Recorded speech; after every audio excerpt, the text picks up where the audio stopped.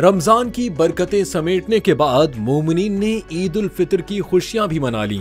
ईद उल अजहा में भी चंद ही हफ्ते बाकी। ईद उल अजहा किस दिन होगी, पेशगोई कर दी गई। मुत्तहिदा अरब इमारात के माहिरीन फलकियात ने 6 जून बरोज जुमे को ईद उल अजहा की पेशगोई की है। एमिरेट्स एस्ट्रोनॉमी सोसाइटी के मुताबिक 27 मई की शाम को जिलहज का चांद नजर आने का इम्कान है। अगर पेशगोई दुरुस्त साबित हुई तो मुत्तहिदा अरब इमारात में 28 मई को जिलहज के महीने का पहला दिन होगा। मुत्तहिदा अरब इमारात के सरकारी तातील के कैलेंडर के मुताबिक यौम अरफात और ईद उल अजहा के लिए छुट्टी जिलहज की 9 से 12 तारीख तक होगी, जो 4 दिन की छुट्टी के बराबर है। दूसरी जानिब माहिरीन फलकियात ने पाकिस्तान में चांद के इब्तिदाई हिसाबात की बुनियाद पर ईद उल अजहा के लिए 7 जून 2025 बरोज हफ्ते का इम्कान जाहिर किया है।